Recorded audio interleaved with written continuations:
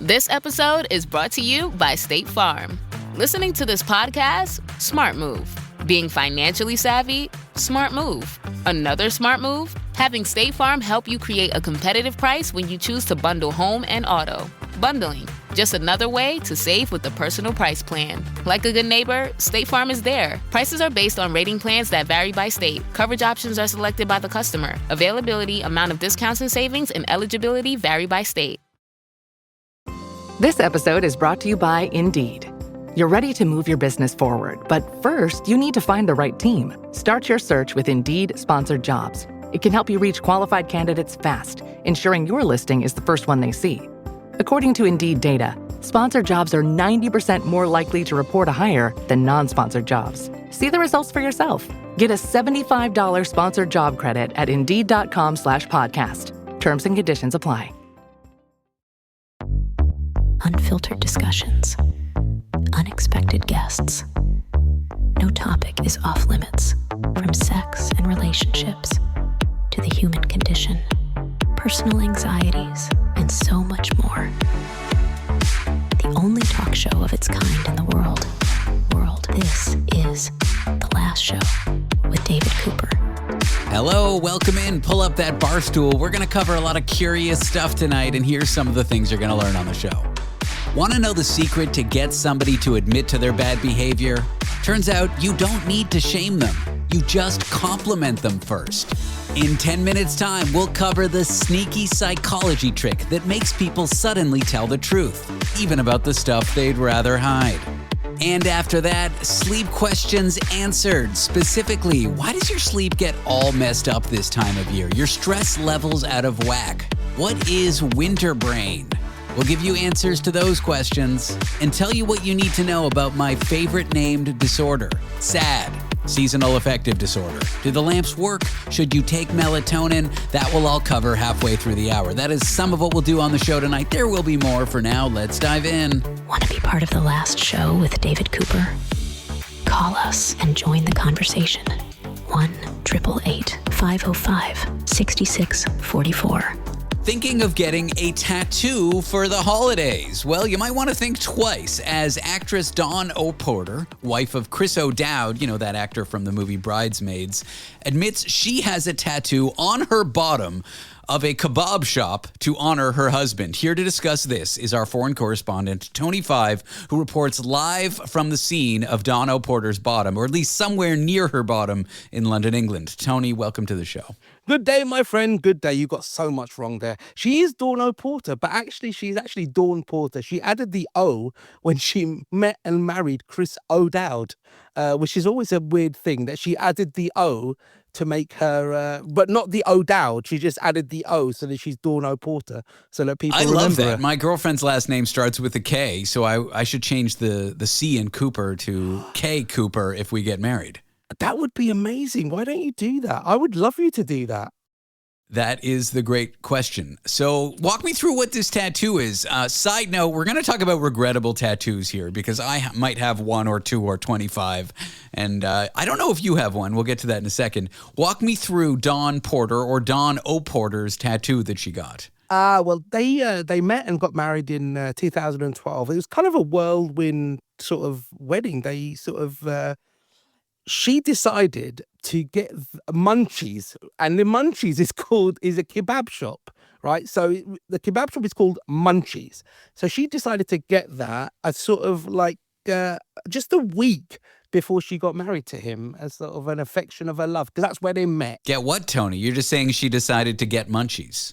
Oh, sorry. She got Munchies tattooed on her bottom, my friend. Munchies tattooed on her bottom. So the text Munchies, which is absolutely tragic, but funny as well. I don't know what the equivalent is over there in the States or Canada. What would a kebab shop be? Sort of the place that you would end up after a drunken night and you have very greasy, horrible food that you regret in the morning.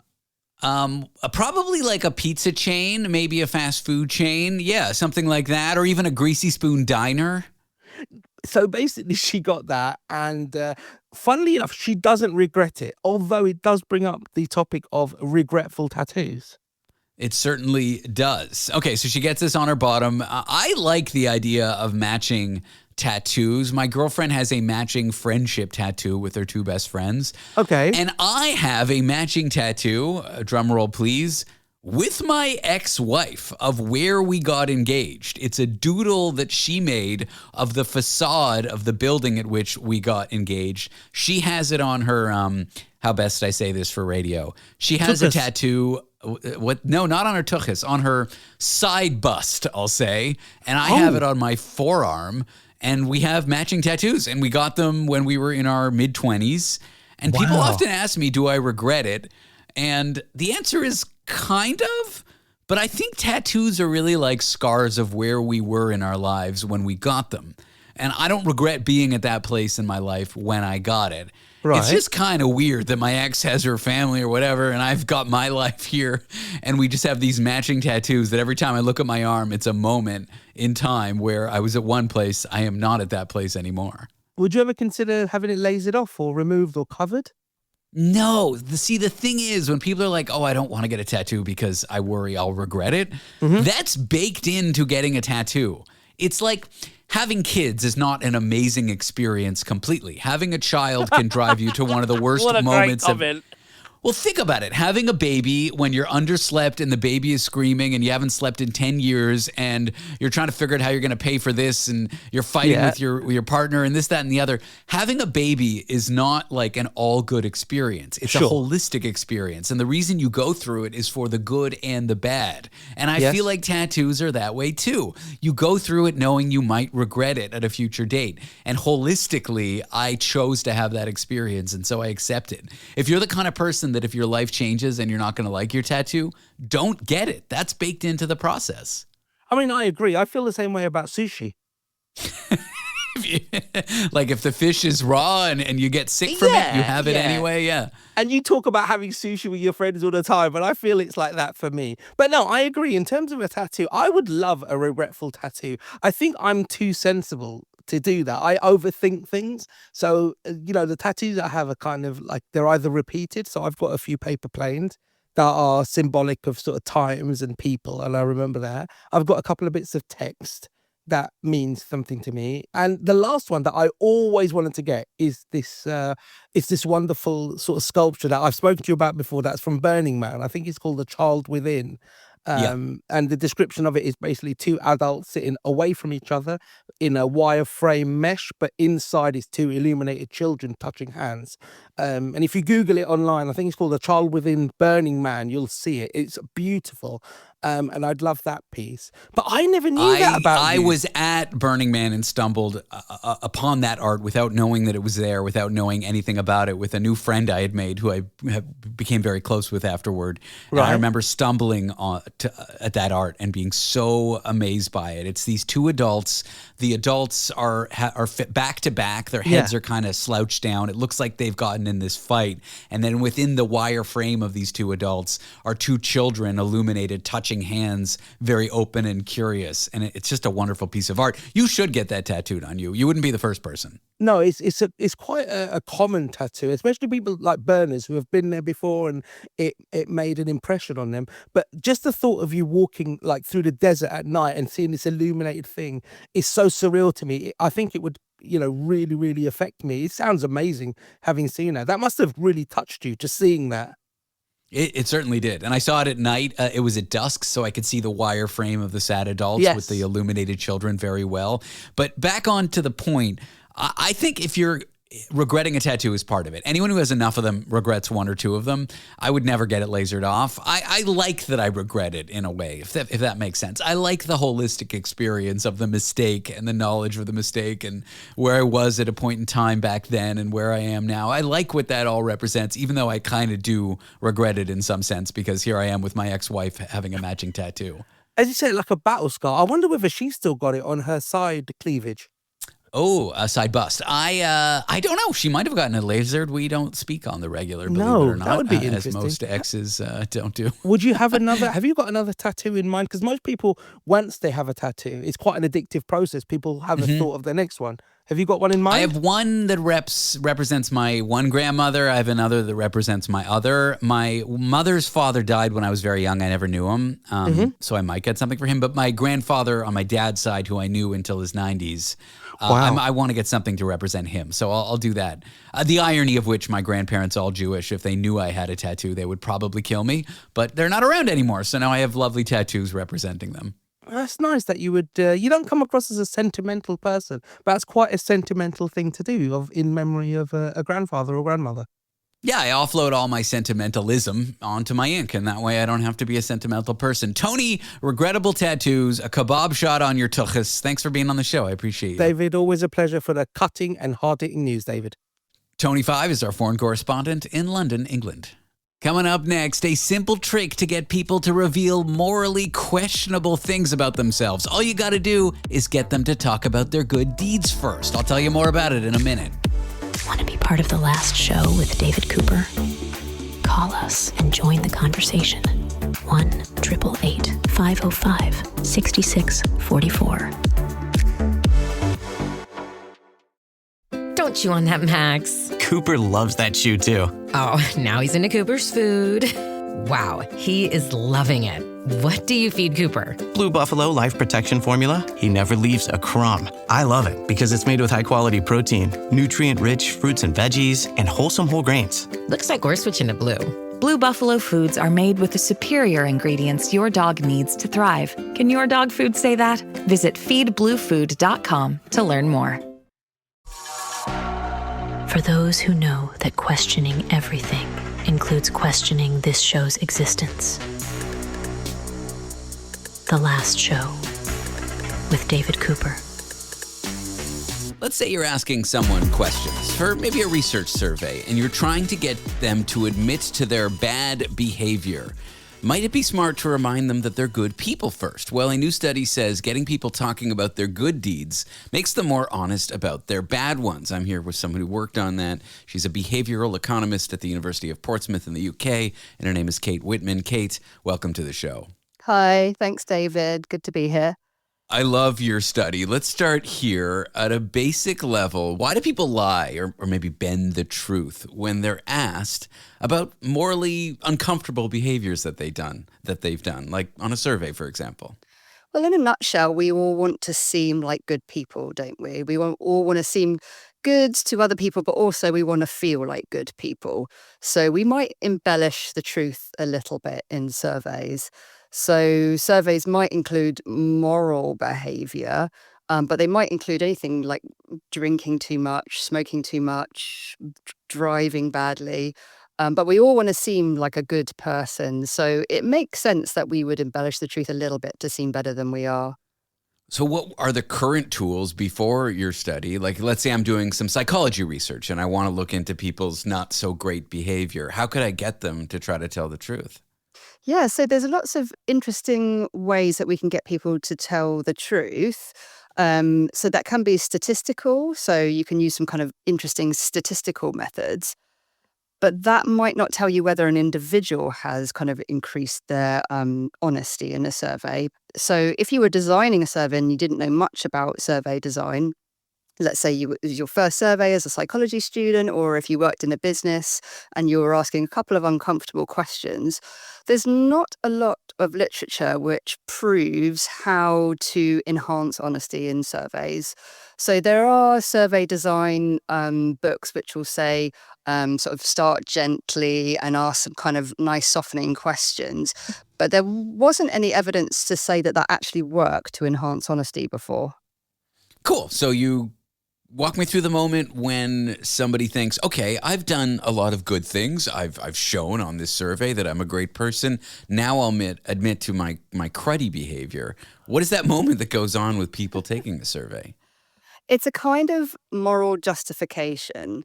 So there's kind of two theories with moral reasoning. You have your cognitive dissonance, where the theory is that people want to act consistently with themselves. And the other one is moral licensing, where you want to reach a moral threshold. So once you've done some good things, you're kind of free to do some bad things. And this one has always resonated more with me. I can definitely feel myself doing that. At the end of the day, I feel I've eaten lots of vegetables. I've been fairly healthy. It's time for biscuits, let's be honest. So I feel this one intuitively, and there's lots of research to show that it works. When people have done a nice thing, they are, and they've shown it experimentally, they're less likely to donate to charity. But that hasn't been very useful as a manipulation before, because we can show that people do nice things and then they don't do very nice things afterwards. But that's not particularly useful, because generally a manipulation is trying to get people to do nicer things. So in this case, we wanted to give people an opportunity to report some common but good behaviours related to the kind of sensitive question we were going to ask them, as a kind of way of proving that they are a good person, and now they are free to report their less good behaviour. Let's get on to what that less good behavior was in your study. What is that sensitive question? Yeah, so in this study, we chose digital piracy because it's extremely common. It is. I've never done that. So if I let a little old lady cross the road and I help her along the way, then I can go home and watch a TV show illegally? Is that what you're saying? Well, it is quite context specific. So in our study, we wanted to keep it towards supporting the cultural and sort of entertainment industries. So whenever I've asked like students about their digital piracy behavior, they'll always kind of admit to it, but they want to get in really quickly that they are a music fan, they support the music industry or the film industry or the games industry, and they do spend money on those industries. So they're kind of justified in a little bit of piracy. So they really want to get in those excuses quickly. They do want to prove that they are a good person overall and that they are supporting the creative industries. They need to kind of get that excuse in there. So in this study, we kind of just did the work for them, let them report those nice behaviors first, and then they've kind of already got that justification ready to go. So if you ask me, do you subscribe to a streaming service? Do you go to the theater? Do you do all these things? And then you ask me, hey, have you watched a TV show and maybe not paid for it recently? I'm then more likely to answer yes. I love that. Exactly. Were there certain types of individuals who were more concerned with looking moral than others? Like, was there a way to group the participants? Yeah, so we were interested in gender because typically in morally kind of iffy surveys, women tend to be more sensitive to social desirability bias. They want to look like good people, slightly more than men. It's not a huge difference, but it is a slight difference.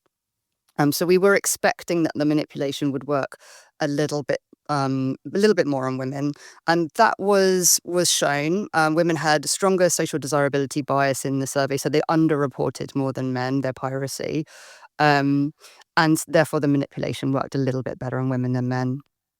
Could this backfire in situations like people could use good behavior to justify particularly harmful behavior after just reporting on the good stuff? I think it happens all the time, doesn't it? I think any kind of excuse to act in a self-interested way, as human beings, we're going to do it. If something is convenient and suits us, we're going to find a way to do it. You think so highly of us. Beyond piracy, where would this have the biggest, real world impact? Could it be on different kinds of surveys? Could it be something like workplace misconduct? The behavior of politicians? Like, where could this behavior have a really big impact? Anywhere in surveys, for sure. Anywhere where there is going to be a sort of likelihood of underreporting. So as I mentioned earlier, health behaviours as well as kind of morally iffy behaviours. I think it's going to have a pretty good impact. Where I think it might be limited, and I think we need sort of further research for this, is where it's not a morally iffy behaviour like digital piracy, but an out-and-out terrible behaviour. In that case, I don't think this kind of manipulation is going to kind of get people to admit that they've committed terrible crimes. But where it's a behaviour where there's a bit of moral wiggle room, so maybe not acting as environmentally friendly as they could be or as healthily as they could be, I think those are the kind of behaviours that this would really work to kind of improve survey honesty. Based on what you said a few minutes ago about the human condition, or at least what you implied about it, I'm worried about your next answer. But zooming out, what do you think this study reveals about how, fragile, how not solid our moral self-image is? It's pretty changeable. If we think we've done good things, we can then justify bad. I think there is a problem there. And I think the issue with that is that we all feel slightly guilty a lot of the time. And I include myself in that as well. Thanks, Mom, by the way. Go ahead. I'm not calling you Mom. I'm thanking my mom for my guilt, in case that wasn't clear. Yeah, and so taking it to the kind of context of environmental behaviors, so many of these activities that we know we should do, we should recycle, we should walk instead of drive. But it's convenient to just act self-interestedly and go in aeroplanes and use fossil fuels and not recycle as well as we could, and then find some kind of justification around it. And as psychologists and behavioral economists, it's our job to kind of untangle those excuses and find out if we can rationalize people back to pro-social behaviors. My compost bin is full, and I'm not going to admit that I've been throwing some of my compostable stuff in the regular trash, but I will tell you this. I'm going to take out my compost at the commercial break here. Kate, thank you so much for joining me. I really appreciate you sharing your research with the show. Thanks very much. Kate Whitman is a behavioral economist at the University of Portsmouth. After the break, this time of year is always such a drag. Days are shorter, our sleep gets messed up, stress levels get out of whack. It's all because of winter brain. So what are some tricks to deal with disrupted sleep this time of year as we approach the shortest day and deal with the standard time change? We'll give you some in a few minutes. Want to be part of the last show with David Cooper? Call us and join the conversation. 1-888-505-6644. Every holiday shopper's got a list, but Ross shoppers, you've got a mission. Like a gift run that turns into a disco snow globe, throw pillows, and PJs for the whole family, dog included. At Ross, holiday magic isn't about spending more, it's about giving more for less. Ross, work your magic. The last show with David Cooper, where we utilize non-linear reverse, inverse, backward thinking protocols. It sounds like this. We aren't getting much sun these days. It's the winter, and why this time of year does your sleep get all messed up, your stress levels get out of whack, and what is winter brain? Well, we're going to discuss this with neurologist and director at the Sleep Disorder Center at the University of Chicago, Dr. Kenneth Lee. Kenneth, welcome to the show. Yeah, thanks for having me, David. Why does winter feel so different on us, on our brains? I just feel like a totally different person when I walk out of my front door in the morning when it's, say, December or January than I do in June. Yeah, no, I mean, that's a great question. I think it happens to a lot of people. And really, it has to do with kind of just the seasonal changes. And so, in the wintertime, we're getting a lot less sunlight. And sunlight is extremely, extremely important, extremely powerful, too, in terms of things like regulating kind of what's called our circadian rhythm, in terms of kind of making it, kind of optimal when you feel, most awake during the daytime, when you want to go to sleep. But also kind of things like with mood and behavior, too. It can affect all of those things. So in the wintertime, we get a lot less sunlight, which basically means that all of that is just dysregulated and things just basically you feel kind of like that winter brain, like you mentioned. You just feel sleepier and tired and not great. But why? Is it because our ancestors, and I'm not talking about my annoying great aunt, I mean our very distant ancestors are from closer to the equator where the day and night are more of equal length throughout the year? What is the reason for it? No, not necessarily. It's basically just kind of our biology and how we're wired. So basically what sunlight does is it activates an area in the back of the eye, which connects to the brain, which is associated with kind of your melatonin output. So, I mean, I think a lot of people have heard of melatonin, but what melatonin is, it's basically a hormone that comes out of your pineal gland in this a very, very small gland in the back of your brain, which basically, when there's less light out, that starts secreting out. And so the melatonin starts producing as well. And that's associated also, by the way, with serotonin too, which can affect mood and so forth. There's just two things I want to parse out here. There's the sunlight, there's the melatonin. I want to talk about melatonin supplements. I want to talk about those lamps that you can buy. We'll get to that in a few minutes, but please keep going. Yeah, and so basically, that's all regulated by sunlight. And so what happens is as you're getting sunlight in the morning and in the daytime, all of that is suppressing your melatonin from basically being secreted out of that gland. But once the light starts going away and it's dim out, then that melatonin starts to secrete. So now you naturally start feeling more tired and sleepier, and that happens earlier and earlier. And not only that, you get less light in the morning time during wintertime too. And so that basically means that suppression isn't happening as well in the morning time. And so it's basically both ends because you wake up and it's dark out, and then, it starts getting dark earlier, and that basically just dysregulates the entire, system. And it happens day by day, little by little. And then some random day in November, I never know when, we get hit with a ton of bricks as we get daylight saving time. I'm sober. I haven't had a drink in 6 years. I thought I was done with hangovers, but you can get a daylight saving time basically hangover, can't you? You can. And I mean, it's very variable in terms of how people respond. Some people respond really well in terms of kind of, well, I wouldn't say well, but they respond better than other people in terms of kind of that shift, in terms of kind of getting that extra hour. But then a lot of times we see a lot of problems more so in the springtime when now we're kind of shifting back. We lose that hour. You're having to get up a little bit earlier and so forth. And, there's been studies that have shown things such as like increase of like things like car accidents and, just kind of workplace, kind of accidents as well, medical errors. I mean, it's kind of scary. And, it's one of the things that, us in the sleep medicine community, we feel really strongly of just like, we just shouldn't be doing the shift. And, kind of what we think is actually the standard, it should be on standard time throughout the year as opposed to daylight saving time, honestly.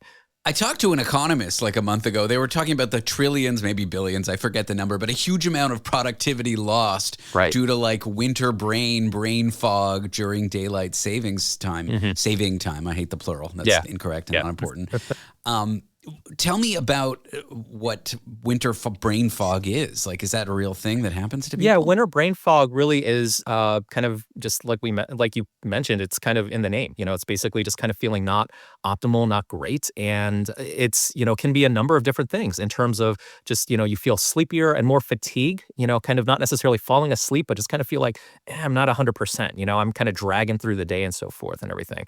And you mentioned kind of, things about like, kind of mood and so forth. And that's another thing that's associated with this. So, I kind of briefly touched on it, but serotonin production is also included with kind of that whole melatonin pathway and kind of sunlight and so forth. So just kind of having that reduced sunlight and those kind of things, that can definitely also cause, just decreased mood. And that also affects kind of this brain fog, and this fatigue as well. And as a, disorder, it's named seasonal affective disorder. That's correct. I talk to my therapist about that a lot. It's one of my favorite acronyms in the world, SAD. Yeah. I get the SADs every year. Can you say more about seasonal affective disorder and this time of year? Yeah, I mean, and it's very common. And, it's something that happens in the winter times. And, it's very appropriate just because, it is, seasonally regulated. And the fact that you are feeling sad and you're feeling kind of down in the dumps, I think it's, appropriate name. Luckily there are things that we recommend for this, things such as using kind of especially like bright light therapy. So, there's things like light boxes that, you can get, especially, if you can get natural light in the morning time, which can be a challenge, because, maybe you're zooming off to work or something like that, and then you're not by a window. And so you can't get natural sunlight. So, little light boxes that you use for about 30 minutes in the morning time can both help your sleep and regulation of your sleep, but also kind of your mood too. It definitely helps. And if you have dreams of being a turtle, I have a SAD lamp or a sunlight lamp. I really do feel like I'm basking like a reptile. Do they work, or is it the placebo effect? And if it is the placebo effect, does it matter because the placebo effect is real? Right. I don't know if it really matters if it's placebo effect, but it isn't placebo effect. I mean, they do work. And, what I recommend is, kind of getting one of those lamps. I mean, somewhere above like 5,000 lux is kind of what we recommend. And I say like, in the morning time, just have it, a few feet away from you, maybe at the breakfast table or something. Don't stare directly at it because it's like looking into, kind of the depths of the sun. You don't want to do that or anything like that, but just kind of have it, off to the side and everything. And that can definitely be helpful. So. I anecdotally can say mine helps a lot. Yeah. I don't know. I sit there and I just smile and it's basking on me. And I don't know if my brain thinks it's working more than it is, but regardless, who cares? Yeah. I do find it helpful. That is one kind of thing we can do about it. I wanted to talk about melatonin supplements. I think that's where things get more nuanced. Yeah. Are they good for everyone? Are they helpful? Is it something I should talk to my doctor about? Yeah. Tell me about taking melatonin. Here's the thing with melatonin is that within the sleep medicine community, we're actually not too high on melatonin. There's been studies that have shown that it may help with a little bit of kind of going to sleep in the first place. It doesn't really help too much with kind of the amount of total sleep that you get. And so, especially for people that we see like in our clinic, like insomnia and so forth, it's not really, recommended, which is why a lot of people take it. Now, it can be helpful for regulating certain sleep disorders. So, I mentioned kind of the circadian rhythm, but say that your circadian rhythm is misaligned, meaning that, you want to fall asleep at like 9 or 10 p.m., but you're having trouble falling asleep until like 2 or 3 a.m., and then you have to be up at work at 6. Well, that's not great. And so what melatonin can be used for is kind of regulating your circadian rhythm almost like jump-starting your own melatonin secretion and so forth and everything. Having said that, it's not something that we actually recommend routinely. I would really kind of go with the recommendations of a sleep medicine doctor specifically to kind of help guide you in terms of kind of, what that would be appropriate. A lot of things that we recommend are just much more behavioral, kind of, if you like Google or, Chat GPT, kind of how do I sleep better? There's kind of a big list of like sleep hygiene techniques and so forth. So we do recommend things like that. I got to get on my soapbox because the single biggest thing I've done for my sleep hygiene in the last few years, I went from struggling to now sleeping great. Yeah. I plug my cell phone in, my iPhone, in the other room. That's awesome. And I bought a dumb alarm clock, you know, one of those orange screen ones that goes deet, deet, deet. Yeah. Not having the phone on my nightstand, even if I'm not using it. Right. It's just knowing that it's there, that I can use it. Right. It's such a distraction. The blue light is terrible for you. I don't know. Yeah, it's something that I've done, and I recommend it to everybody. And everyone I can convince to try it, and I can't convince everyone, loves it. Right. I recommend that as well. So you're doing all the right things, David. Well, thanks, Kenneth. I appreciate you coming on and talking about, winter, sleep, brain, stress, all these things. Thanks for being on the show. Thank you for having me.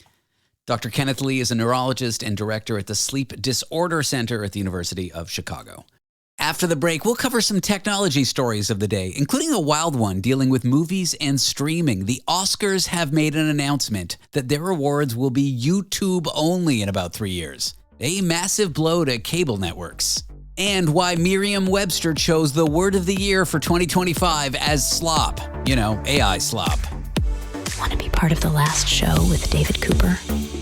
Call us and join the conversation. 1-888-505-6644. Close your eyes, exhale, feel your body relax, and let go of whatever you're carrying today. Well, I'm letting go of the worry that I wouldn't get my new contacts in time for this class. I got them delivered free from 1-800-CONTACTS. Oh my gosh, they're so fast. And breathe. Oh, sorry. I almost couldn't breathe when I saw the discount they gave me on my first order.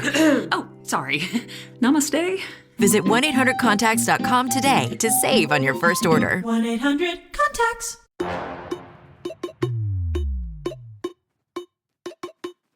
We work hard to strike the right amount of intelligence and ignorance. The last show with David Cooper. If you like movies, but you don't pay for cable, you might be interested to know that the Oscars are going to air exclusively on YouTube in the next 3 years. We are here with Carmi Levy, a tech journalist. It is time for technology time. Carmi, welcome to the show. Oh, great to be back with you, David. I pictured the Oscars as such like a TV thing, and especially like a live TV thing. The idea that it's not going to be broadcast on cable, to me, is just another sign that the ship of legacy media is sinking. And it's just kind of interesting that of all the things to go YouTube only, if you had told me the Oscars, I would not have guessed it. Yeah, and maybe I'm dating myself here, but I felt the same way, right? I always felt that, you watch the Oscars on, broadcast television on Sunday night or whenever it's on, like that's kind of like a marquee event. You stop what you're doing and you sort of carve out the entire evening. Same thing with the Super Bowl. You would just expect it by default to be on a network, whoever bought the rights. And increasingly, that's not the case, right? If you think of sort of where, a couple of years ago, Netflix bought the rights to the Screen Actors Guild Awards. And I don't think anyone paid attention because who really watches the SAG Awards? But the Oscars are in another league of their own. And the fact that after 2028, so 2028 is last year, and then 2029, it'll be going over to YouTube. I think that shows that the way we watch content is changing. And even the way we categorize it is very different now than it used to be. I mean, it used to be a thing, movies were kind of above television shows in terms of respect and cachet, and that's no longer the case. Now it's just content. How much time do you have to watch that next thing before you have to get into your meeting? And so I think it makes sense for the Academy of Motion Picture Arts and Sciences to sort of ask themselves, we want to make this more of a global brand. How do we move beyond a broadcast network that only broadcasts in the US and put it on a streaming platform, YouTube, that anyone in the world can get access to, and not just on the night that it's broadcast, but any other night, whenever they have a chance to watch it. That's the joy of on demand. And then also include all the other things that we never see on the main broadcast. So I want to see, the scientific and technical awards. And I've never seen those because I could never see them on TV. Now I can because YouTube is saying, we're going to put it all there. We're going to add digital content, make it friendly to the platform, and allow you to consume it in ways that make sense to you. That excites me because I love the craft. I love the back end. That's something that broadcast television never really did well. Let's see what streaming can do with it. Yeah, there's something to be said here about the difference between what is TV and what is a movie. And when streaming enters services like YouTube, the line is so blurry. Nowadays, shows that are made for streaming aren't that 40 or 20-minute network format with commercial breaks. They have wide leeway into how many episodes they make a season. I just feel like the difference between television shows and movies 20, 30 years ago was very much due to the format in which they were released. One was in theaters always, and one was on network television with strict commercial breaks and strict half-an-hour time slots. You could do a double, I suppose. Nowadays, that line is so blurry. I wonder, in 20 years, if cable TV dies and it's all just streaming and all the major networks are just channels on a streaming website, will the line between the Oscars and the Emmys be blurred to the point where they're the same award ceremony streamed on YouTube? Probably not, but I do think these formats are the way they are, television and movies, because of the medium on which they were released. Now that medium is all streaming. What's the difference between a movie and a TV show at this point? It's just a long movie with breaks is a TV show on streaming. 100%. Technology, the distribution technology influences how we perceive content.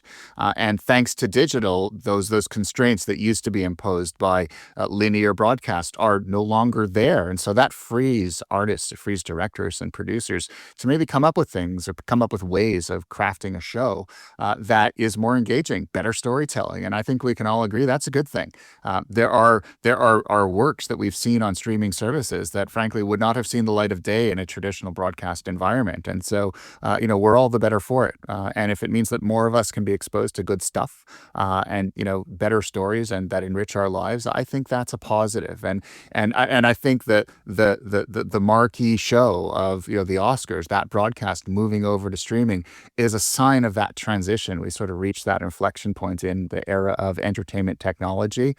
And I think it's good thing. It's a good thing. The only thing that I'm kind of sad about is that those shared moments when we all knew that we were sitting on our couches in our living or rooms or dens and kind of watching things at the same time, that shared experience kind of goes away when it's streamed. It's just not the same thing. But again, I think that's a small quibble, and maybe that's just me pining for the old days. I'll be the guy on my lawn yelling at the kids to get off with their balls.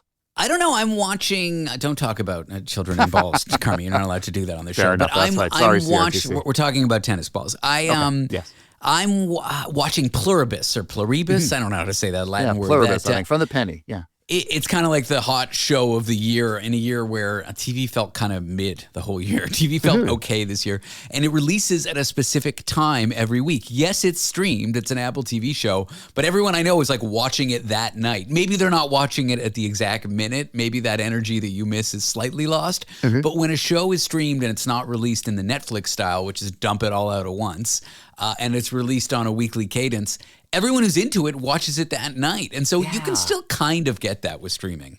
Yeah, and it's funny because I watching the cadence for the latest episodes of Stranger Things was the same thing, that they chose to be very deliberate about when they released each episode on its own schedule, and which is very different from sort of the traditional Netflix approach of kind of dumping them all at once. Dump and binge. You know what? I don't know. I wonder if Netflix will change. I know they're changing it with some shows, but I wonder if they'll. I think as a company policy, and correct me if I'm wrong, the dump and binge is still the default for Netflix. I'd be surprised if they didn't change that. I do think people like to wait, even though they say they don't. It just adds the suspense and intrigue around a show. And I think, if you're a streamer, you have access to analytics that broadcasters can only dream about. And so they really are governed by those analytics. I don't think Netflix has a corporate policy per se. I think they look at the numbers whenever they release content and they say, what makes sense? What is best for our bottom line? And so we may very well see see Netflix switch to a more timed release schedule if it means that it drives engagement and it encourages subscriptions and retention. But that's the good thing. Let the data guide you, and hopefully that you make better artistic decisions that result in content that we all can gather around and enjoy. Well, I have one thing to say to that, Carmi. 6-7, which was dictionary.com's word of the year. It's Gen Z slang. I'm not going to explain it, but I do want to talk about the word of the year from a different outlet, Merriam-Webster. Their word of the year is slop, which I think really is AI slop.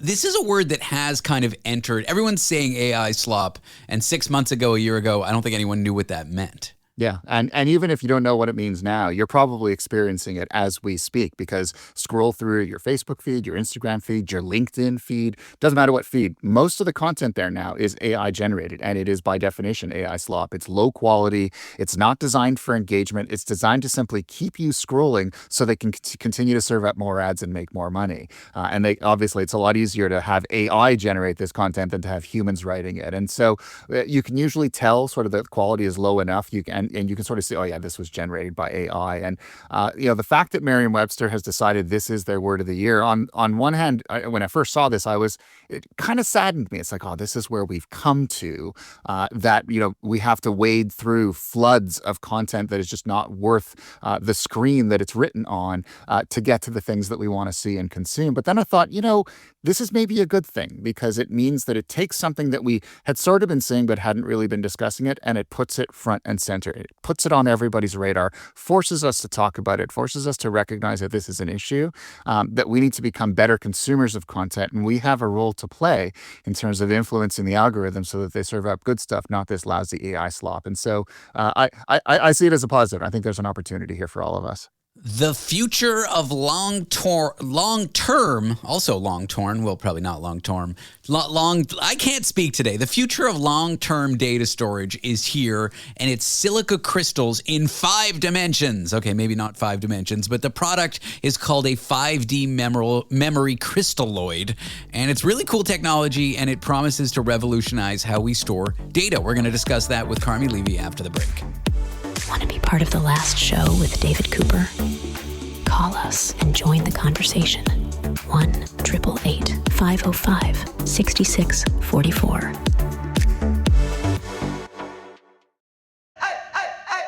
Meet the computer you can talk to. With Copilot on Windows, working, creating, and collaborating is as easy as talking. Got writer's block? Share your screen with Copilot Vision to help spark inspiration, and use Copilot Voice to have a conversation and brainstorm ideas. Or maybe you need some tech help. With Copilot Vision, Copilot sees what you see. Let Copilot talk you through step-by-step guidance so you can master new apps, games, and skills faster. Try now at windows.com/Copilot. Smart, sharp, and slightly unhinged. Late Night's Fresh Perspective. The Last Show with David Cooper. Long-term data storage, a real problem if you're a big company like Amazon or ChatGPT or Google. It's currently done on spinning hard disks, but new technology promises to change that. It's not 3 dimensions, it's not 4, it's 5. Well, I don't actually know if there are 5 dimensions, but it's called the 5D memory crystalloid, and we're going to discuss it here with Carmi Levy on It's Time for Technology Time. Carmi, welcome back to the show. Good to be back, David. I think this is really cool, using crystals and glass and lasers and who knows what to store data. I mean, the technology of disks, spinning hard disks, is what, 50, 60 years old? And I know our laptops all have solid state disks in them, but for high volume storage, companies are still using spinning disk platters, which are mechanical parts. So on the one end, there's possible for mechanical failures. And on the other end, they're just inefficient and slow. So it's time for new technology time. And it looks like a company is pretty close to entering the market with a memory crystalloid or crystal cold or whatever it's called. Yeah, they call this 5D memory crystal. And basically, it reflects the fact that our current storage technologies are imperfect at best. And so, when you store something, say, on a hard drive, that hard drive, it's a matter of when it's going to fail, not if. And that's usually within a period of months, if not years. And so at some point it will fail. And then, of course, you'll have to replace it with something else and hope that you had a backup. And companies, when they deploy these disks, they deploy more than they need. So if you're setting up a data center, let's say you need 10 disks, you'll set it up with 20 because baked into the technology is the knowledge that one will fail. And so you need this redundancy. And so like if you were to set up a computer that stored a lot of data, you would buy more disks than you need and you would mirror the data. And every company does that because these disks are so prone to failure. Exactly. And all of this happens in the background. So, we're talking about the data centers, like when you send a Gmail message and you're using all your storage is sitting on a server in a data center somewhere. It's the storage that they use, that high capacity stuff that goes back for years, isn't necessarily required to be accessed now. It might take a few seconds, might take a few minutes in some cases. But it's that long-term storage that companies struggle with, because how many hard drives can you put into a data center and keep them spinning and keep them working? Or how many solid state drives? That gets really expensive really quickly. We need better long-term storage so that it doesn't die with time and that it works sort of in the context of how we access our data today. So what this technology is, it replaces hard drives and solid state drives with they call it 5D memory crystal. It's essentially fused glass, silica glass, and they use lasers. They call them femtosecond laser pulses. And so it etches sort of little marks in the glass. And then based on how the light refracts off of those markings, how it's oriented, how strong the light is, and where it's located in three-dimensional space, that's where the 5D comes from. X, Y, and Z are three of those dimensions, and then the orientation of the light and the strength of the light. You put all those together and you can tell with the state of a particular piece of data. Fine. It's not a real spatial dimension though. It's just a dimension of storage or it's a coordinate or something. Oh, it's actually yeah, but it's actually there, because in glass is a three-dimensional medium. So and the laser pulses are really, really tiny. So if you think about it, it can actually be stacked up to a whole lot of levels, even though we can't see it with the human eye. So What's cool about this is that you can read to it, you can read from it, you can write to it, and it's incredibly stable. Unlike a hard drive or a solid state drive, which can give you months, if not years of storage before they're expected to fail. Glass, they're saying this could last billions of years, 13.8 billion years to be exact, longer than apparently the universe has been around. So if you want longevity and you don't want sort of the clock to be ticking when you're storing stuff, especially for long-term storage, this could be the answer. It's not commercially ready yet, but they are talking with data center operators to start introducing the technology on a pilot basis over the next year or so to kind of test it in the real world and then gradually scale it up. So this is kind of cool. This will be definitely something to watch because this looks like it could be commercially viable and we could be on the verge of a revolution in storage technology. My understanding is it's not incredibly fast. It's more like long-term storage, high volume of storage. It's not going to be you're not going to retrieve it in microseconds, but it is going to store an immense amount of data and store it in a pretty consistent way. That's right. So not the hot data storage, right? So if you're sending an email right now, it's not going to get stored there. But maybe the emails that you've been keeping for the last 20 years, because, my inbox goes back a couple of decades, that you don't necessarily access all the time, but eventually you might want to, but you don't need them immediately. They call that warm or cool storage as opposed to hot storage. This is optimal for that, but you're probably still going to need solid state drives and other forms of faster storage for the hot stuff. All right. Well, let us talk about age verification for social media. We're going to go to Australia here. There have been various studies, various ways of thinking that social media for young people, very young people, under 16, is not great. And so a country says, hey, young people, you're not allowed on social media. They pass some laws to disallow it. Fine, whatever. That's what's happened in Australia. I don't want to have a debate about free speech and all this kind of stuff. The fact is, probably not having young children on TikTok and Facebook and all this stuff is a good thing. How do you then go and implement it is where things get dicey. And that is what is happening in Australia. They've implemented age verification technology for these platforms, and it's not going well, Carmi, is it? It isn't. So the Australian government, they have this new law that requires technology companies to age gate their services, and anyone under the age of 16 is not allowed on them. And so they're using various techniques. They're using facial recognition. They're using analysis of sort of how you act on the site, the style of writing, who you follow, who follows you, what you sign up for, what groups you're a part of. And then it puts it all together, and it uses artificial intelligence and machine learning to then guess, based on all these inputs, how old it thinks you are. And then if it thinks that you're under 16, it removes you from the platform. And so Australia's law was enacted just last week. And so we're already seeing cases of kids who are under 16, and they say, well, I used a photo from my parents, or, I used a video, or, I changed my writing style, and then I signed up on Facebook for the group that, does, senior citizen knitting so that I look older than I am. And guess what? I have not been removed. I beat the technology. And then on the flip side, you have adults who have nothing to do with any of this, but based on their online activity, the platform has looked at them and decided that, yeah, they are, in fact, they behave like kids, and they are being removed from the platform even though they are of age. And so the technology is not perfect. This age verification tech is ridiculously imprecise in some cases, and some people are getting caught.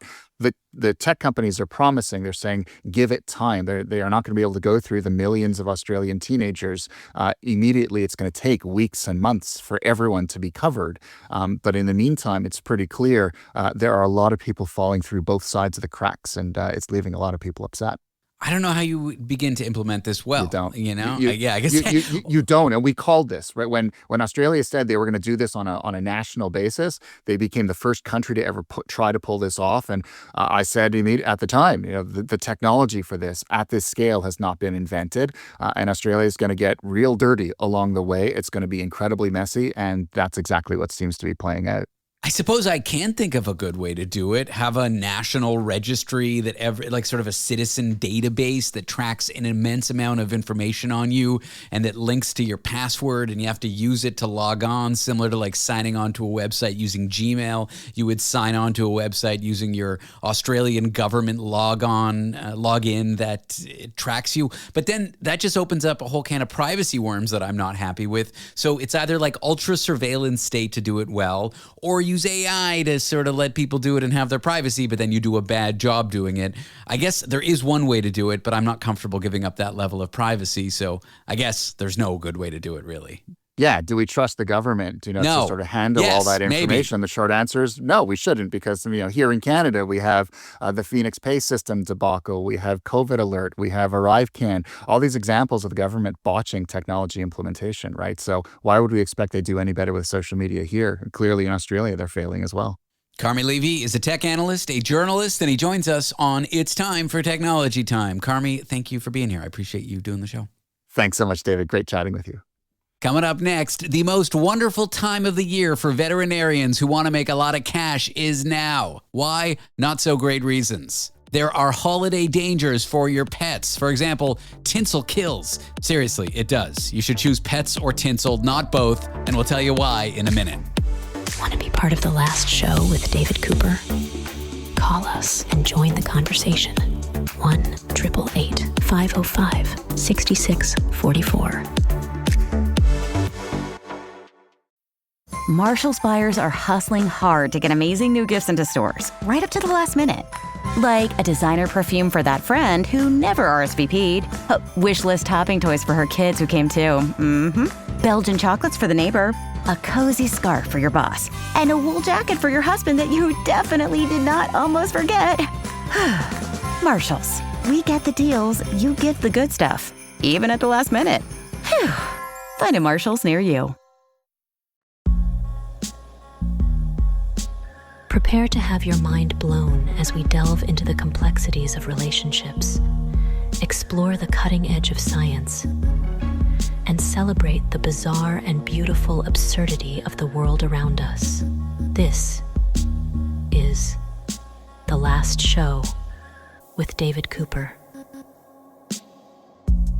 It's the most wonderful time of the year if you're a veterinarian who wants to make an extra buck, because people make big mistakes around the holidays with their pets. There are holiday dangers, and we're here to talk about that with Dr. Cliff Redford, a veterinarian probably. I haven't inspected his licensing information, but I assume he is one. Cliff, welcome to the show. Thanks, man. Normally I have to drive around recklessly to try and get some more patients in my door. Clip them with my car. Nothing too severe, just a little hip dislocation, but the holidays and all their dangers take care of it for me. I'm going to be busy. There is some irony in you making a little extra money, but wishing that you weren't making that extra money, because people make such common mistakes with their pets. Like tinsel. Do you want to start with tinsel? Because I feel like tinsel, if you have a cat or a dog, just don't do it. Just don't do it. Tinsel or any sort of ribbony kind of material. We call it, the scientific term, I guess, is linear foreign body, but we like to call it tinsel gut this time of year. And it's basically when a cat or dog, it's usually a cat, swallows a linear foreign body and it gets bunched up in their intestines. Ouch. And it causes this thing that I guess we call plication, which most people don't know what that is. No. Plication of the intestines, or the intestines sort of form like an accordion design. When you have a hoodie, the cool people wear hoodies and they've got the ropes around the hoodie and you tie it really tight and the cloth of the hoodie gets that wavy sort of ridging. You're making me hurt in my stomach right now as you describe this. I'm getting like empathetic tinsel gut right now. That's tinsel gut. And so we end up having to do a lot of surgery the next 2 or 3 weeks. There's going to be a lot of vomiting cats and dogs with very shiny, pretty tinsel inside their intestines. Ouch. And the surgery is hard, even for a good surgeon like me. It is a difficult surgery, often a lot of intestinal resection. So I have not had tinsel on my tree for 25 years. That is how long I've had pets in my family. 35 years. Look at that. And I don't miss it. So just be very, very wearisome or very, very cautious. And if you see your cat or dog has a piece of string or ribbon or tinsel sticking out of its butt, do not yank it. Do not yank it. Take it to the vet. Yeah, take it to the vet. And the vet's probably going to just cut it with some nice scissors. So just don't use your spouse's, your partner's nice scissors, and just you could always just trim it and they'll poop it out. But yeah, if there's any sign of GI distress, get to the vet. No DIY GI surgery at home, please. Very good, David. The phrase DIY and the word surgery should never show up in the same sentence, I would say. As a general rule of thumb, not just for animals. Strategies to keep your pets away from dangerous Christmas objects. Are shock mats unethical or mean or cruel? Because we have some around our tree, and I've put my hand on them, and it's a very light jolt. To the point where the cat still, gets into the tree. He he just kind of goes, and walks away when he gets shocked. But my friend, who's a friend of yours as well, to the show, Tony 5, said shock mats are illegal in the UK. And I looked it up, and they're not. It's just like intense shock collars that are illegal there. Are shock mats, they're plastic mats with like a metal line on them, and they give you a little zap, and you can set them at levels. And I promise we have our set to the lowest. Am I a terrible cat owner trying to protect the tree from him and him from the tree? Should I not be using a shock mat? This is shocking that you would even ask me this, David. Yeah, you should use it. Look, I'm not saying it's hurting Mr. Tomato, but it's going to cause some stress. Maybe it increases his propensity to start peeing around the house or, over grooming himself. And it's not even working. You're saying it's not even working. No. So, you know what? The best thing, there's so many things that are dangerous to pets during the holiday season, both Christmassy things and Hanukkah things and et cetera, et cetera. You got to you just got to keep them away from your pet. Don't let them get into sugar-free treats because xylitol can kill them. Don't let them eat anything with onions. Don't let them eat, obviously, anything with grapes and raisins. If you drop a snow globe on the ground and it breaks, clean up the water because it contains antifreeze. And then the cat or dog, but especially the cat, might lick it up. And it'll Also, the glass into their paws. I'm no veterinarian, but glass and animal paws, glass shards and animal paws, probably not a good thing to mix together. That'd be a good name for a punk band, Glass Shards and Animal Paws. Actually, you're not wrong about that. We are Glass Shards and Animal Paws, and we are here to rock. Okay, never mind. Now, fake trees, the little green, I'm asking for a friend here. Again, I'm asking for a friend, not for me. Fake Christmas trees with those little green fake pine needles or whatever those needles are called. If a pet ingests them and you notice some in your cat tomato's poop, again, asking for a friend, he hasn't eaten them this year. Sorry, the friend's cat hasn't eaten the tree this year, but in previous years he has. They're about 1 inch long. They're thin, they're narrow, they're just plastic. I know it's bad, but how bad is it if a dog or a cat eats a needle or two from a fake tree or a real tree? I think it depends upon the dog and size of the animal, that sort of thing. But if someone were to call me and say, hey, Fluffy, 20-pound, let's say 20-pound animal, ate one of these things or ate a couple of these things, I would encourage them to come in if it's within a few hours. So call right away. We can induce vomiting to get them to throw it up. Or, if you don't have the funds for that or whatever, maybe it's too late, we can give them certain types of foods and protective medications to sort of help grease the pipes to help them pass it.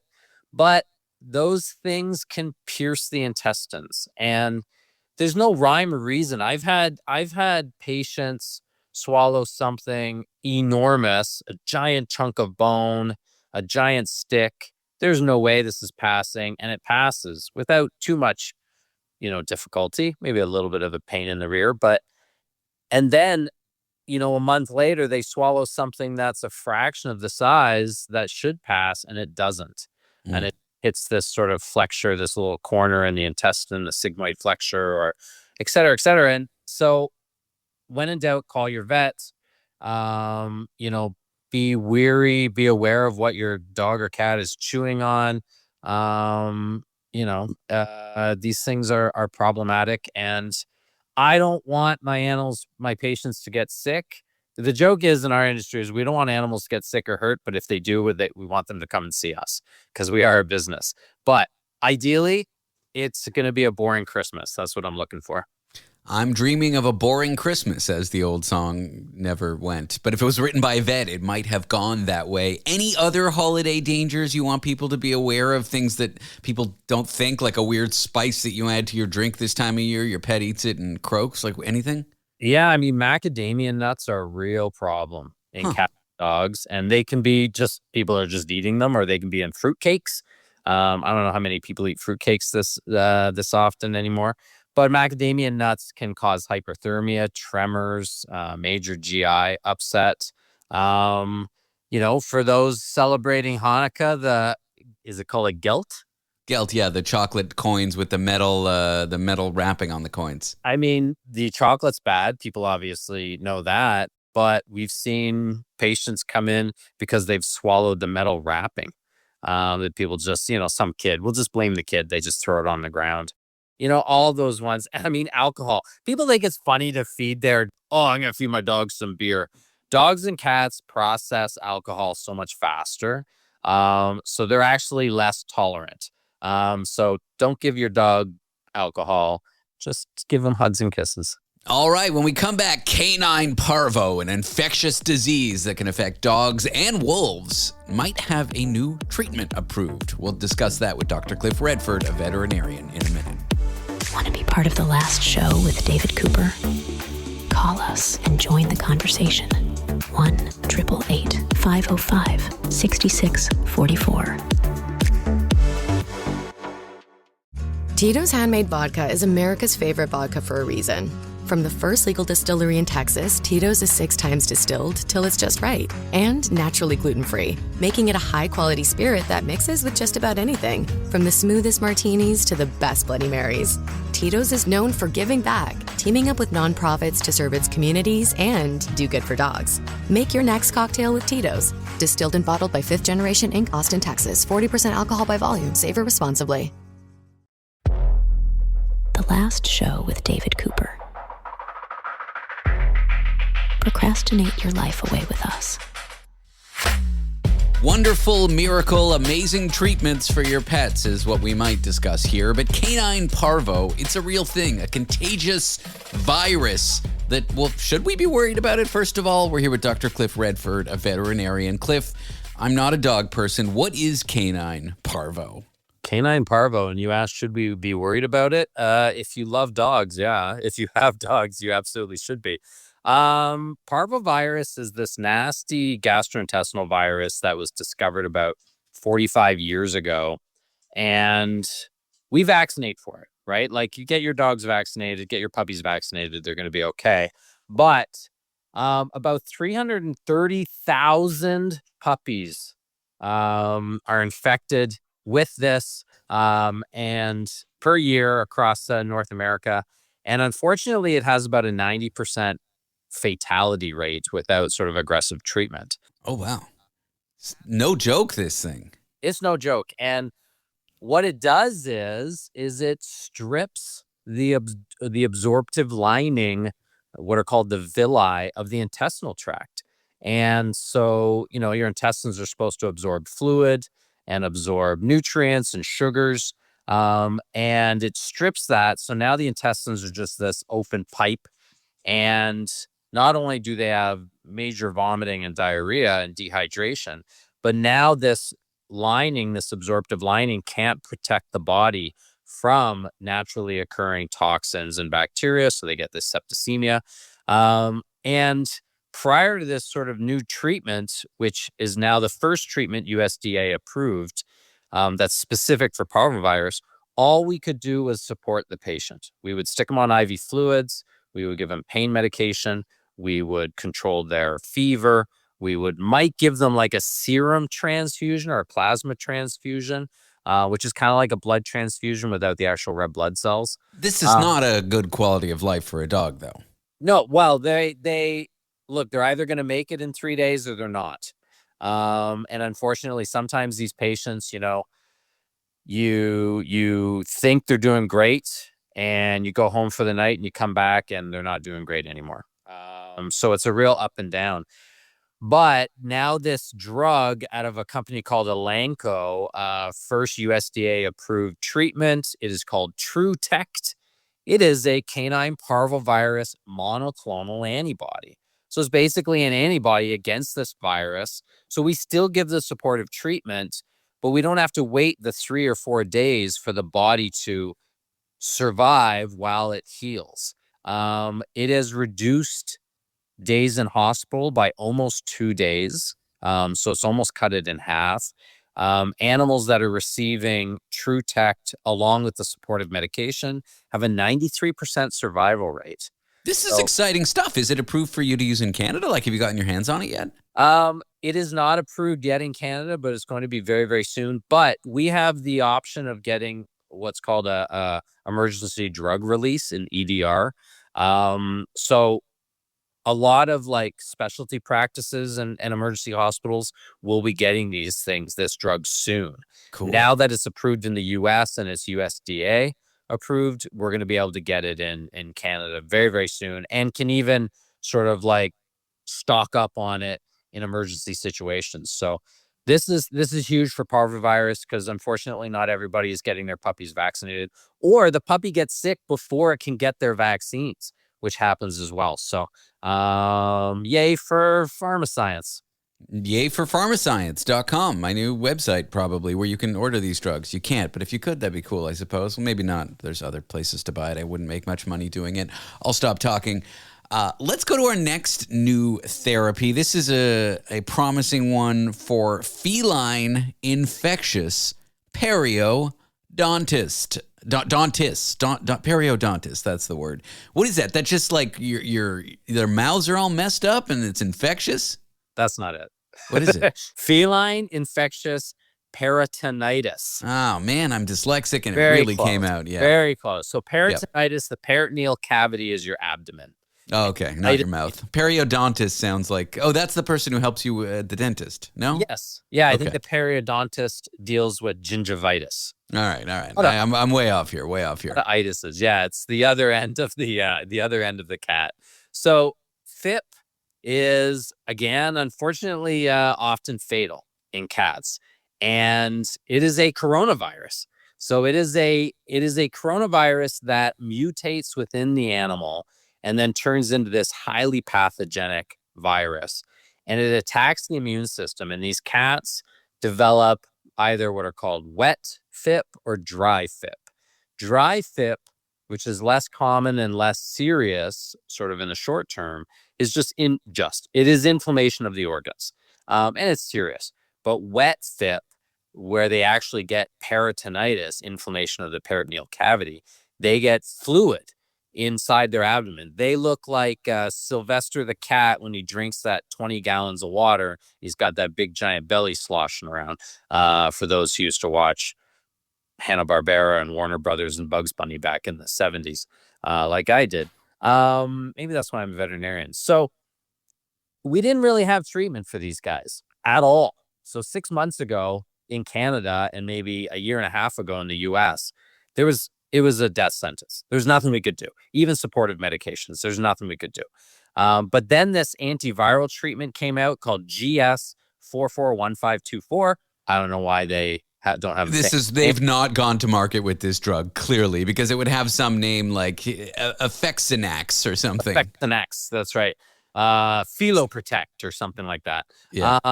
But GS441524 kills the virus. But unfortunately, some cats continue to be sick and their lymph nodes are swollen and their immune systems are reactive. And it kind of mirrors long COVID in people. So this study out of the University of California, Davis has seen a benefit in also giving mesenchymal stromal cell therapy, which is stem cell therapy. You're losing me, Cliff. Mesenchymal stromal, MSC. We'll call that therapy. Stem cells. It's basically stem cells from the bone marrow, from the fat. These stem cells can turn into any cell in the body. Somehow they trigger it so that it basically turns into immune system cells, white blood cells primarily, lymphocytes, that sort of thing.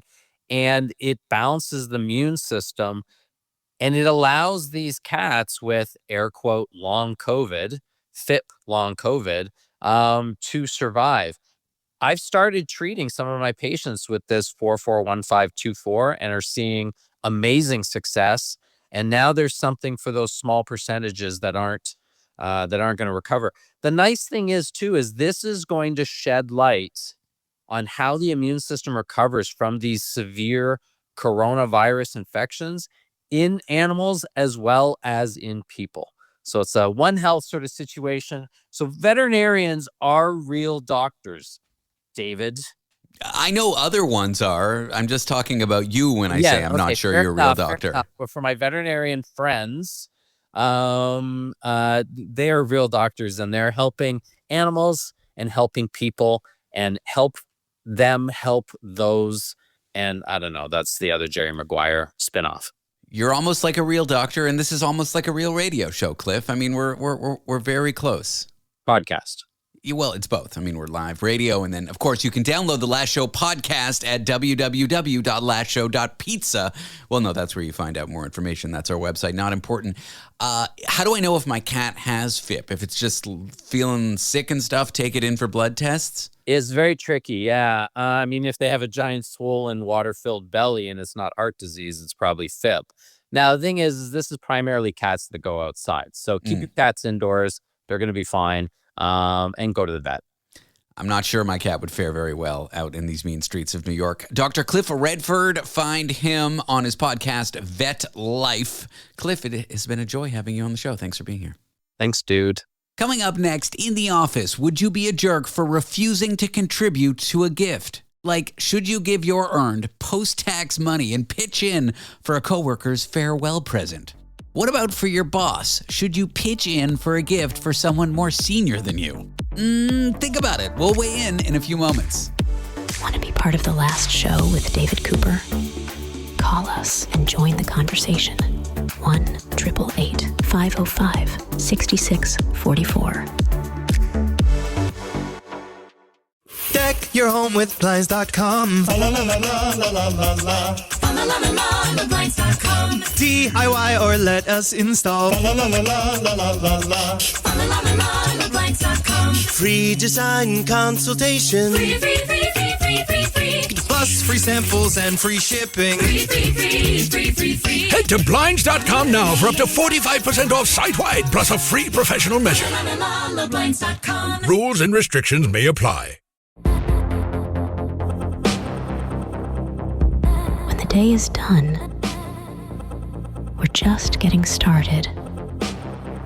The last show with David Cooper.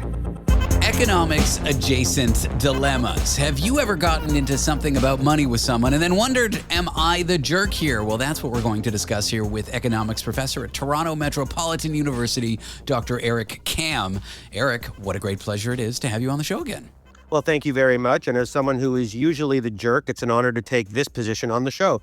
Are you going to be like Judge Jerky? Is that like Judy, but for jerks? Okay. These dilemmas are kind of fun. They come from the Reddit, Am I the A-hole, where people, whether you believe them or not, they pose dilemmas and then the internet does a final ruling. Is that person a jerk or not? Let's start with this one, because I think workplace gifts are a great conversation for like etiquette and what you should be doing and how much money you should be spending. If your coworkers pool together to buy a farewell gift for a departing coworker, what is your obligation to pitch in? Oh, that's easy. You have no obligation to pitch in. And I take this I love when there's real life examples to share with you, David. Last year, my wife, who's a grade 6 teacher, for years had a principal that I think they made their mission in life to make her life miserable. And he retired last year, and they tried to pool together enough money to buy this person a gift. My wife said, absolutely not. Now, in this case, of course, it was okay because they didn't pool together enough to buy him a Mars bar.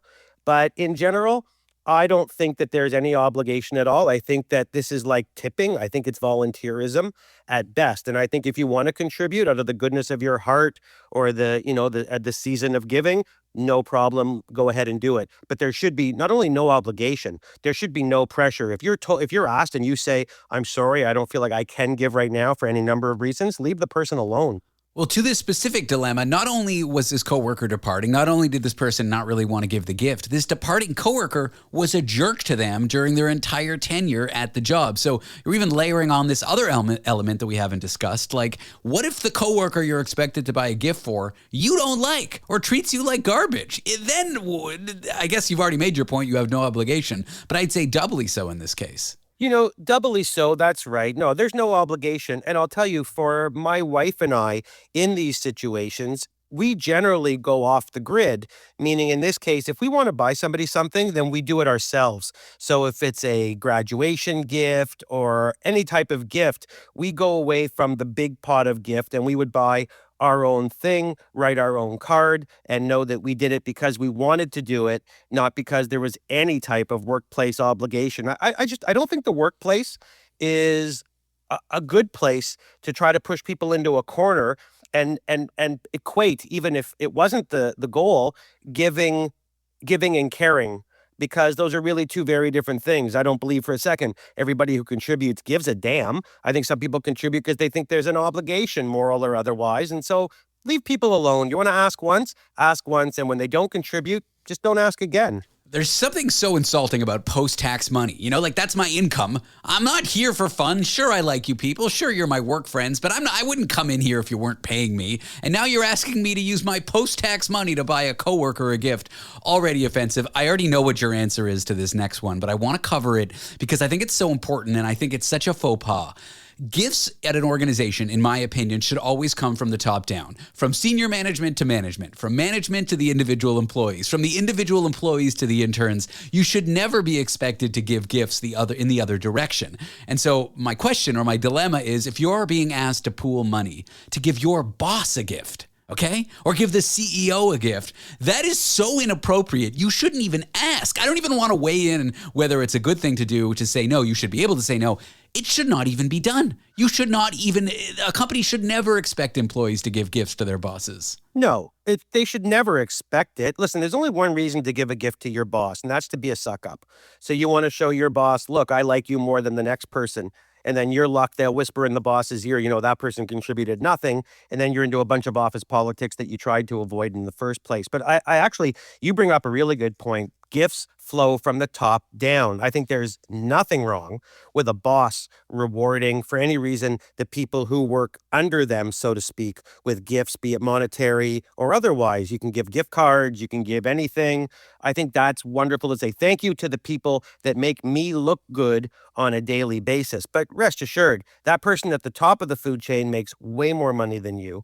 And their giving, first of all, would take much less as a percentage out of their paycheck. B, it probably isn't taking anything out of their paycheck because they probably have an expense account to do these things. Lord knows the people at the bottom of the food chain can't pull on that type of expense account. So how about as a general rule, from a boss to an employee, wonderful, say thank you. The other way around, let it go. There was a post on the same Am I the A-hole forum about a company trying to get employees to give $100 each so that they could get their boss a $1,200 watch. And I was like, that is so wildly inappropriate, that whole thing. It's insane. It's wildly inappropriate. It doesn't even seem to start. I mean, $100, let's be honest, in Canada, almost anywhere you live, $100 to take out of your wallet means you had to earn $200. For a great many people, that might be a day and a half's work. You're going to take a day or a day and a half out of your salary to give to reward your boss? No, thank you. Are you kidding? Like, why? Honestly, unless you're on the short list for a promotion and you want to be a suck up big time, why on God's green earth would you voluntarily do that? I don't know your politics and I don't want to get into it, but I assume, we won't even have a discussion about government regulation. But if there's one place I think the government should regulate, they should make giving boss gifts illegal. You should be thrown in jail for the idea. What do you think? I think jail be the best thing to happen to these people. I don't understand, in a sense, this brings up, and I'm not an expert in this area, but just the whole workplace, workplace obligation, workplace volunteerism. I often hear people say to me, work is work and family is family, and they don't let the two things bleed. And some people may think that that's harsh, but I actually don't. I think that for most people, it's a job, it's an employment, it is a paycheck. And I think to expect someone to cut out of that paycheck, really for anybody, I think is kind of heinous. But yes, if you have to give it to your boss, I mean, for the love of God, what's going on here? Aren't you glad you went to school, you studied hard, you practiced in industry, you applied to be a teacher, you finally became an economics professor, and that landed you here in this discussion fully prepared. Aren't you glad you did all that? Because luck had nothing to do with it.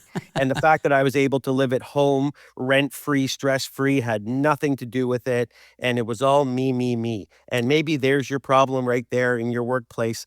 I never made that mistake, by the way. I mean, don't get me wrong, I studied hard.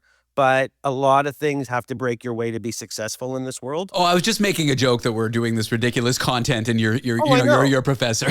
I know. Okay. And it would be, so let me tell you, wouldn't that be as ridiculous as taking my 2,000 students in January and saying, we want to buy a gift for Dr. Cam, so everybody put in $100 so we can already give this entitled, pampered professor even more money? We got to get you a new McLaren or a new Mercedes convertible. Okay, let's do our last dilemma here. A wife and husband enter some competition. The husband wins $5,000 and he said he needs to use it for himself after saying he wanted to share the money. So he uses it to pay off bills, to help repair the home. He doesn't share his award. She thinks nothing of it. Then she wins $50,000 in the same competition, and she doesn't want to share it with him because he didn't share his $5,000. When a husband and wife win monetary prizes, is there any obligation to share it with each other? Forget about legal. I just mean ethical. I think it's funny that money can destroy any relationship. And so you've brought in what's supposed to be the most sacred one. But of course, we know that money destroys that on lots of occasions. It's funny when you and when I found out we were going to discuss this, my first reaction was, don't be stupid. You're a partnership. You're a husband and wife. It's 50-50. But maybe it's not. I mean, I have to say that that's my relationship with my wife. We have one bank account. We both work. The money goes into the bank account, and we pay our bills from that bank account. So God knows who's your money, my money. I wouldn't even know where to start that conversation. So that was my first reaction. But my second reaction was, if you are a family that keeps your finances separate, then I think it looks good on this cheap guy for his wife to tell him, you can keep your $5,000. I got my money, and you know what you can do with yours. All right, Judge Judy, I forget what we called you. Judge Economics has ruled on these dilemmas. Eric, I appreciate you coming on the show. Thanks for your time. Happy, healthy New Year, David. That's a wrap on the night. That's a wrap on our show. It's the last show, but we'll be back tomorrow. Don't forget about our podcast. Head to www.lastshow.pizza for more details, or search David Cooper Last Show in your favorite podcast app and subscribe. Listen to interviews that you loved on the show again. I'm David Cooper, and this was not the first show, I promise. Hey, Ryan Reynolds here, wishing you a very happy half-off holiday, because right now Mint Mobile is offering you the gift of 50% off unlimited. To be clear, that's half price, not half the service. And Mint is still premium unlimited wireless for a great price. So that means a half day, yeah? Give it a try at mintmobile.com/switch.